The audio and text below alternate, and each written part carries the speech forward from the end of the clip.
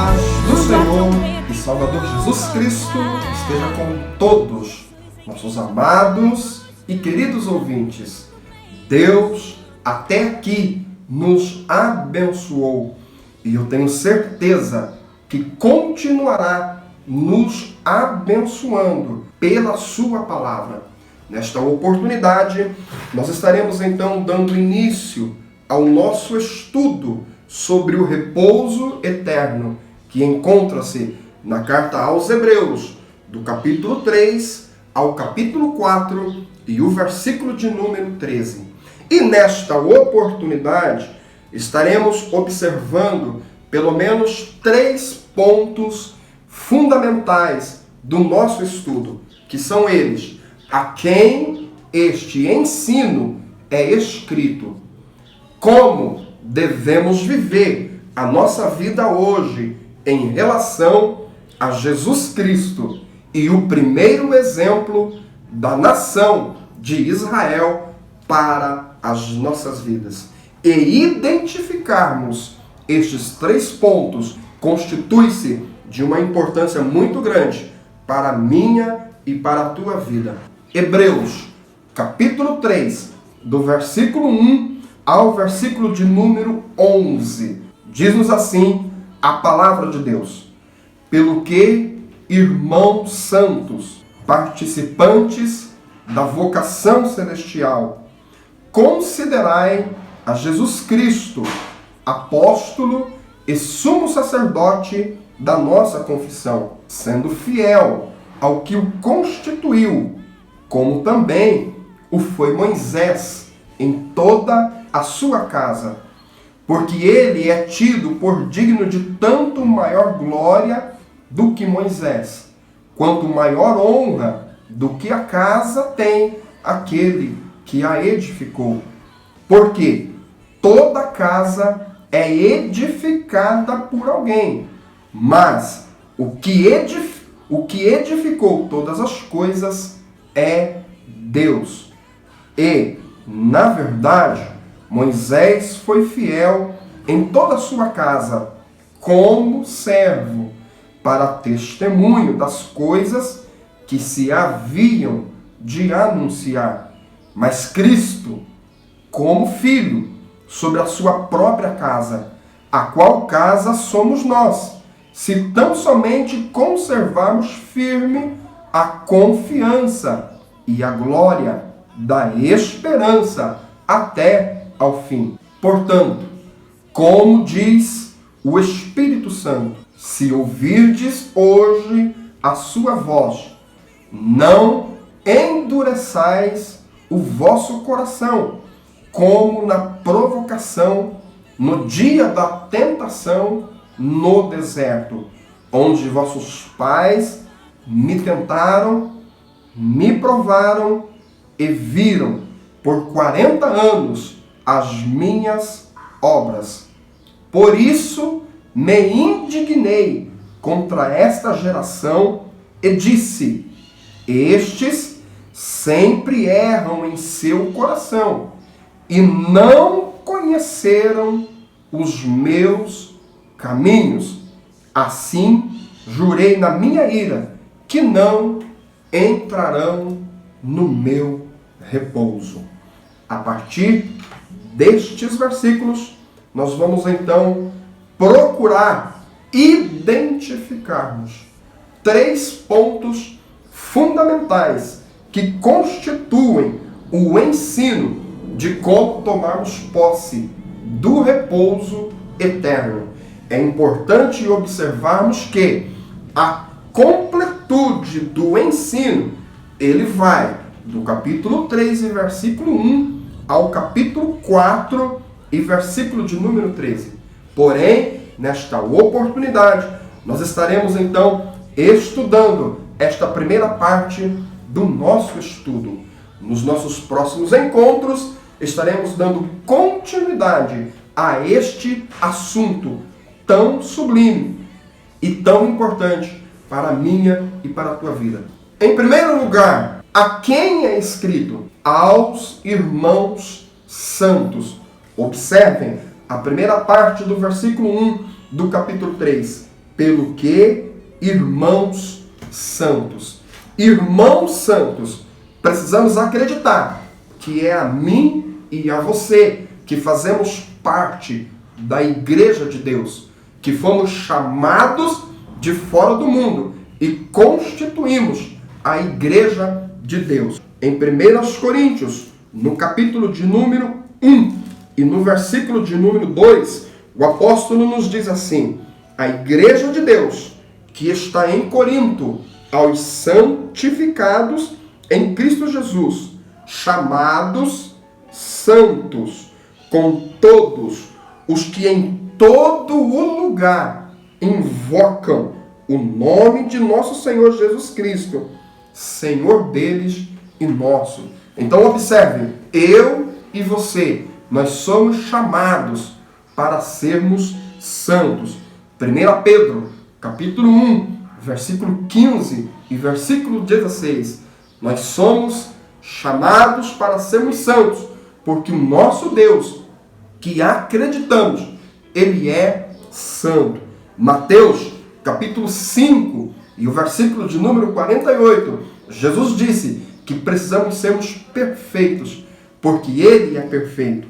Hebreus, capítulo 12 e o versículo de número 14, está escrito: segui a paz e a santificação, sem a qual ninguém verá a Deus. Então veja, este ensino é escrito aos irmãos santos. Logo, eu sou chamado para ser santo. Então ele é escrito para mim e para você. Em segundo lugar, o texto me diz que este ensino é escrito aos que são participantes da vocação celestial. Olha, irmãos santos, participantes da vocação celestial. Eu e você fazemos parte desta vocação, deste dom que Deus deu ao homem para agraciar o homem. E precisamos acreditar que este ensino, ele é para mim e para você, porque nós somos santos, nós somos participantes da vocação celestial. Logo, em primeiro lugar, nós precisamos identificarmos que tudo o que está escrito é para a minha e para a tua vida. Amém? Deus nos abençoe e nos dê a fé nesta grande verdade. Por quê? Porque somente então nós estaremos orando ao Senhor, procurando viver da maneira que precisamos viver aqui na terra para entrarmos no lar celestial. Em segundo lugar, como vivemos hoje em relação a Jesus Cristo? Algo importantíssimo neste ponto. A maneira de eu viver aqui na terra, que vai me dar direito de entrar no repouso eterno de Deus, é como eu vivo hoje em relação a Jesus Cristo. E este é o ponto principal deste ensino. Observem como eu devo viver hoje em relação a Jesus Cristo. E o texto me diz, a segunda parte do versículo 1 do capítulo 3: considerai a Jesus Cristo, apóstolo e sumo sacerdote da nossa confissão. Logo, identificamos aqui que a minha maneira de viver em relação a Jesus Cristo, em primeiro lugar, é considerando-o apóstolo. Está escrito: considerai a Jesus Cristo apóstolo. Apóstolo significa aquele que foi enviado por Deus com uma missão específica. Jesus Cristo é enviado de Deus com uma missão. A missão de Jesus Cristo é morrer por mim e por você. E a morte de Jesus Cristo trazer perdão para os nossos pecados e nos darmos o direito de entrarmos no lar celestial. Então, considere Jesus Cristo, o enviado de Deus, com uma missão. A missão é salvar a minha e a tua vida. Só que esta missão de Jesus está em tudo o que Jesus ensinou e fez.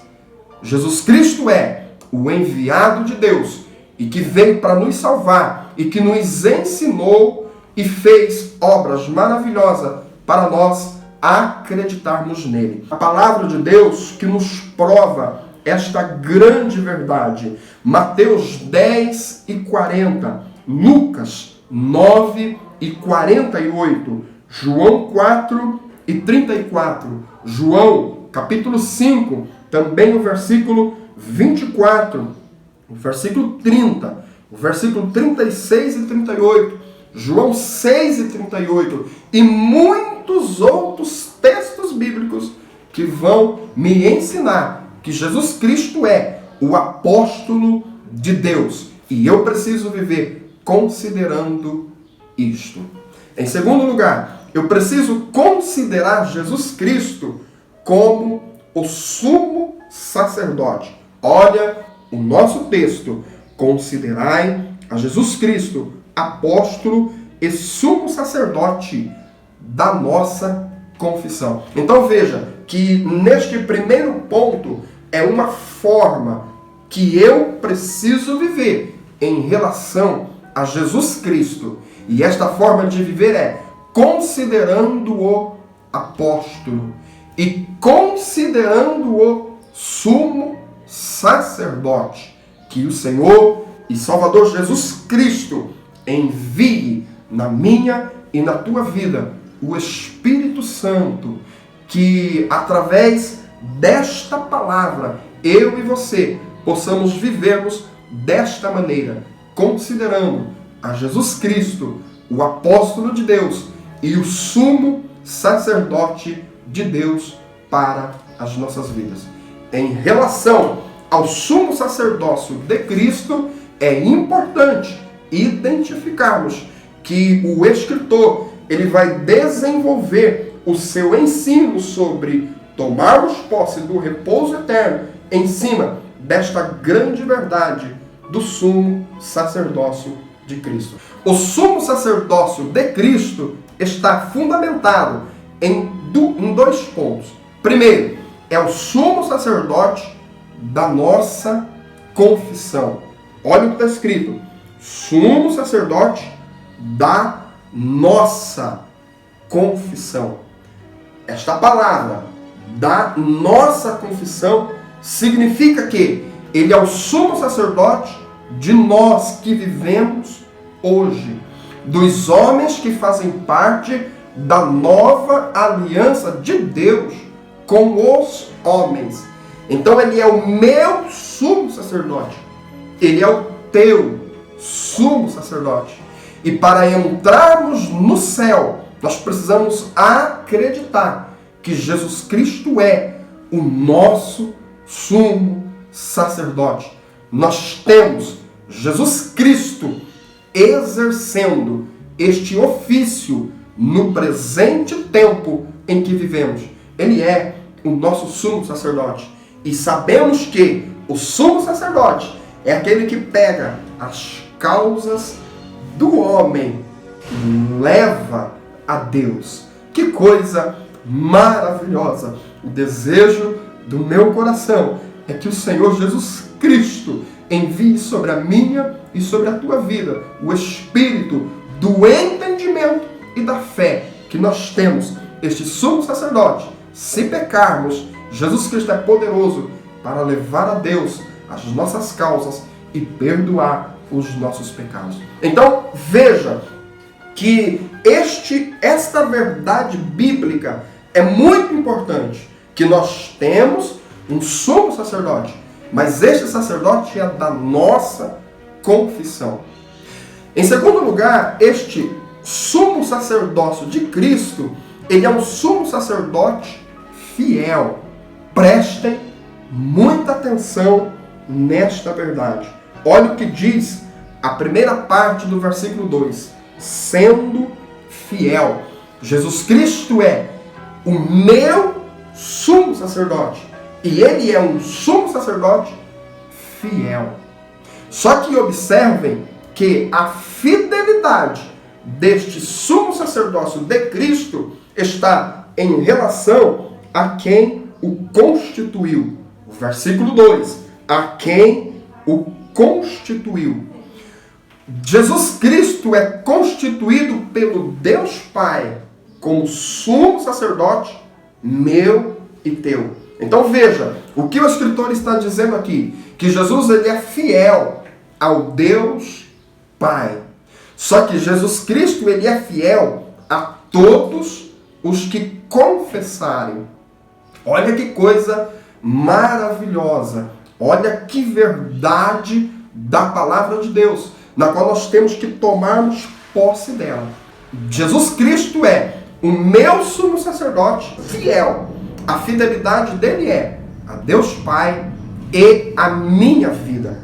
E o escritor, ele vai exemplificar, ele vai explicar esta fidelidade do sumo sacerdócio de Cristo em relação à minha vida, trazendo a nós o exemplo de Moisés. Observem, ele fala assim, Moisés, ele foi fiel. E a fidelidade de Moisés estava em toda a sua casa. Moisés, ele foi fiel em toda a sua casa. Moisés, ele foi fiel como servo. E Moisés, ele foi fiel como testemunho das coisas que se haviam de anunciar. Veja que a fidelidade de Moisés está fundamentada em 3 pontos. Ele foi fiel em toda a sua casa. Ele foi fiel como servo. Ele era servo e por isso foi fiel. E ele foi fiel para exemplificar a fidelidade de Jesus Cristo. O escritor aos Hebreus, ele toma este exemplo de Moisés pelo motivo de os israelitas terem Moisés como o homem mais fiel que havia vivido sobre a face da terra. Então aqui ele está contrastando a fidelidade de Moisés e a fidelidade de Jesus para provar para mim e a você que Jesus Cristo é o sumo sacerdote meu e teu, e ele é fiel. Agora veja que a fidelidade de Jesus está em toda a sua casa, ou a todos os homens, porque está escrito no versículo de número 6, mas Cristo, como filho, sobre a sua própria casa, a qual casa somos nós. Veja que Jesus, ele foi fiel como filho. Moisés foi como servo. E existe uma grande diferença nesta fidelidade. A pessoa ser fiel como servo e a pessoa ser fiel como filho. Jesus, ele foi fiel como filho. E em toda a sua casa. E está bem claro que esta casa somos nós. Nós somos a casa de Deus. O apóstolo nos diz que nós somos o templo de Deus.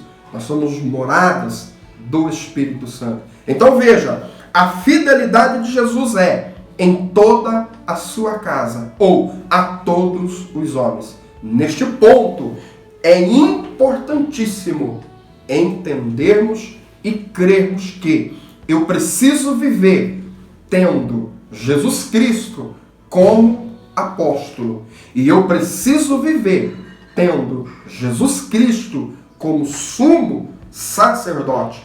Este sumo sacerdote, ele é da minha confissão. É eu que preciso confessar a ele os meus pecados. É você que precisa levar a ele os seus pecados. E que este sumo sacerdote, ele é fiel. A fidelidade dele é em relação ao Deus Pai, porque o Deus Pai o constituiu e ele é fiel a mim e a você que acreditamos nesta verdade. O desejo do meu coração é que o Espírito Santo conduza o nosso entendimento e a nossa fé a estas verdades da palavra de Deus.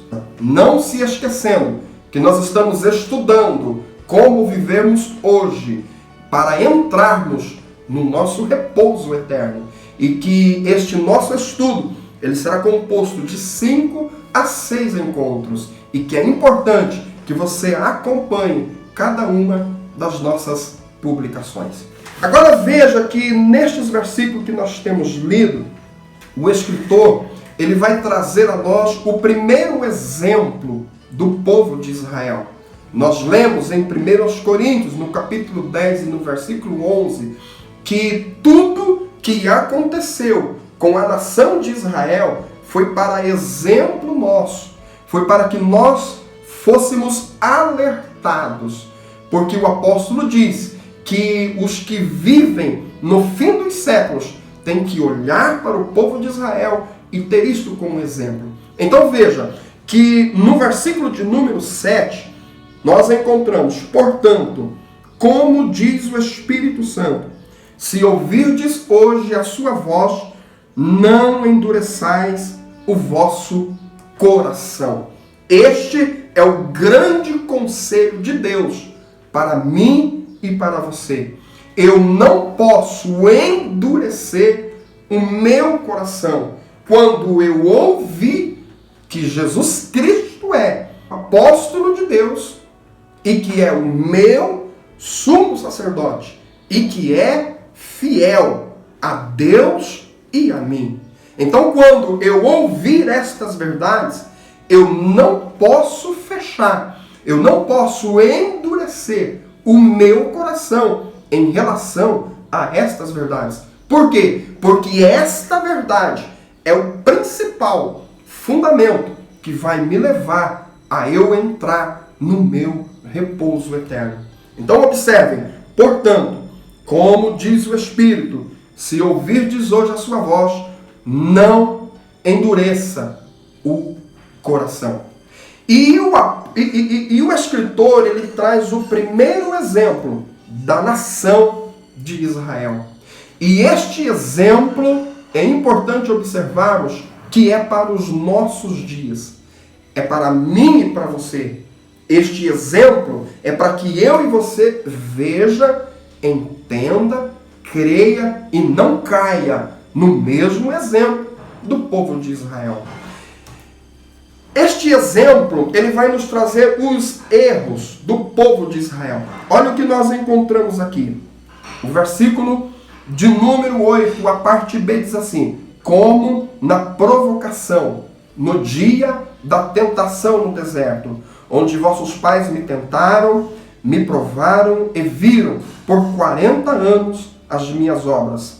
Por isso, olha só, por isso o quê? Pelo fato de eles terem provocado, pelo fato de eles terem provado a Deus. Por isso Deus se indignou contra esta geração e disse: estes sempre erram em seu coração e não conheceram os meus caminhos. Nós encontramos aqui o ponto-chave para tomarmos cuidado a partir do exemplo da nação de Israel. Observem o que Deus disse: estes sempre erram em seu coração e não conheceram os meus caminhos. Quando observamos o exemplo da nação de Israel, entendemos que, pelo fato deles não conhecerem os caminhos do Senhor, eles sempre erraram em seu coração. O não conhecer os caminhos do Senhor é eles não entenderam as várias maneiras que Deus trabalhou na vida do povo. Então, o grande conselho aqui para nós é este: procure conhecer como Deus trabalha na tua vida. Procure conhecer os acontecimentos que estão acontecendo com você como maneiras de Deus trabalhando para levar você ao seu lar futuro. Então veja, pelo fato deles não conhecerem os caminhos de Deus, levou eles a terem erro no coração. O fato de eles terem erros no coração, o que aconteceu com eles? Eles endureceram o coração. E aí chegou o dia da provocação, chegou o dia da tentação no deserto. Prestem muita atenção neste detalhe. Eles não conheceram o trabalhar de Deus e por isto erraram no coração. E por errarem no coração, endureceram-se. E como eles estavam no deserto, chegou o dia da provocação e o dia da provação. E neste dia, o que eles fizeram então? Eles, olha só, o que eles fizeram? Eles tentaram, versículo 9, onde os vossos pais me tentaram, então eles tentaram a Deus neste momento, eles provaram a Deus e eles viram as obras de Deus por 40 anos. É importante observarmos que estas obras de Deus foram obras de bênçãos e de juízos na nação de Israel. E mesmo assim, eles tiveram o coração endurecido. Esta verdade é de extrema importância para mim e para você. Porque, como a nação de Israel, nós estamos em um deserto. Nós somos provados e nós somos tentados. E temos que ter cuidado para entender o trabalhar de Deus, para que quando chegar isto nas nossas vidas, nós não venhamos provocar Deus e nós não venhamos tentar Deus. E assim levar Deus a dizer algo para nós. E o que Deus disse à nação de Israel. O ápice do erro, quando aconteceu e o que fizeram. Então nós observamos aqui que este ápice foi quando chegou a provação e a tentação no deserto. Levou eles a tentarem Deus, a provocarem Deus e a verem as obras de Deus por 40 anos. O que Deus fez? Olha o texto. Assim jurei na minha ira que não entrarão no meu repouso. Observem que o que levou Deus a falar isto contra a nação de Israel foi pelo fato deles terem provado a Deus, foi pelo fato deles terem provocado a Deus e foi pelo fato deles terem visto por 40 anos as obras de Deus e não terem se arrependido. O versículo 9 nos diz isto. Então Deus falou contra a nação de Israel. E o momento que Deus falou, olha o que está escrito: jurei na minha ira. Ou seja, foi com juramento.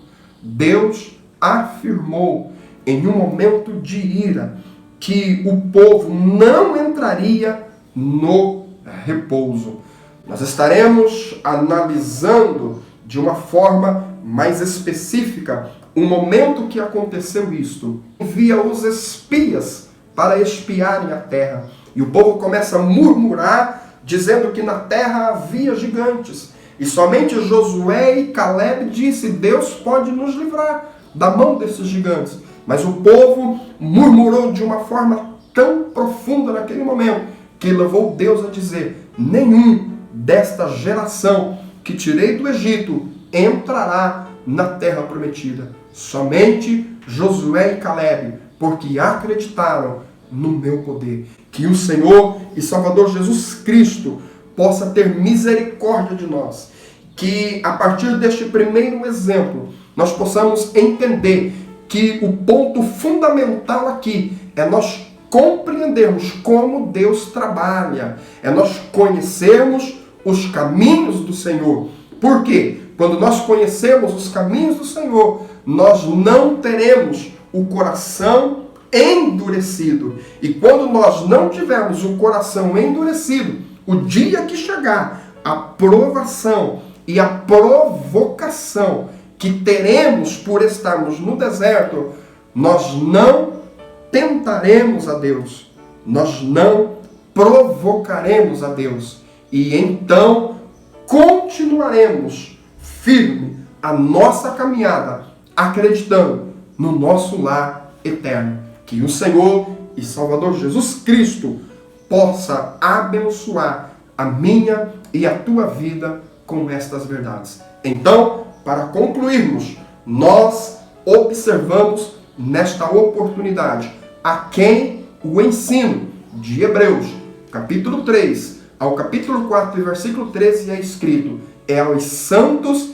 e aos que fazem parte da vocação celestial, isto é, a mim e a você, que somos a igreja do Deus vivo. Aprendemos também como eu devo viver em relação a Jesus Cristo, e este modo de viver é considerando o apóstolo, o enviado de Deus, e considerando-o sumo sacerdote. Este sumo sacerdote é da minha confissão, ele é o meu sumo sacerdote, ele é o teu sumo sacerdote, e ele é fiel a quem o constituiu, a Deus Pai, e ele é fiel a mim e a você. A fidelidade é exemplificada entre Moisés e Jesus. Moisés, ele foi fiel em toda a sua casa, como servo e para testemunho de Jesus Cristo. Jesus Cristo, ele é fiel a mim e a você, e também é ao Deus Pai. E o nosso primeiro exemplo da nação de Israel: eu não posso ter o coração endurecido como aquele povo teve. Este endurecimento, ele não acontece quando eu conheço as maneiras, as multiformes maneiras de Deus trabalhar na minha vida. E quando o meu coração não estiver endurecido pelo entendimento das maneiras que Deus trabalha na minha vida, então eu estou no deserto, eu vivo a provação e eu vivo a provocação. Só que quando eu sei que é Deus trabalhando na minha vida, eu não vou tentar Deus e eu não vou provocar Deus. O desejo da minha alma é que o Espírito Santo coloque estas verdades e que possamos crer que este é o caminho para entrarmos no nosso repouso eterno. Eu quero orar com você e te convidar para nós darmos continuidade no nosso estudo. E eu tenho certeza que até o final deste estudo, Deus estará promovendo um milagre muito grande nos nossos corações. Deus abençoe as nossas vidas. Oremos. Senhor nosso Deus e nosso eterno Pai, eu quero te agradecer de todo o meu coração por poder entender que o Senhor é o apóstolo enviado de Deus, que o Senhor é o meu sumo sacerdote. Eu tenho o Senhor como meu sumo sacerdote, e o Senhor é fiel a mim. Todas as vezes que eu levo a Ti os pecados, as transgressões, as iniquidades, o Senhor é poderoso para me perdoar. Eu também entendo que eu preciso conhecer as multiformes maneiras que o Senhor trabalha na minha vida e em tudo que está à minha volta, porque só então eu terei condições de continuar a caminhada neste deserto que estamos vivendo. Produza isto no meu coração e no coração de cada um que me ouve através desta palavra. Em nome de Jesus, envia o Espírito Santo através da Tua palavra para nós compreendermos isto, para nós crermos nisto e vivermos estas grandes verdades. Em nome de Jesus, te agradecemos. Amém e amém. Deus abençoe as nossas vidas. No nosso próximo encontro, nós estaremos estudando como viver hoje em relação ao nosso coração, aos nossos irmãos, à fé e ao tempo, para podermos entrar no repouso eterno. Deus abençoe e até o nosso próximo encontro. Amém.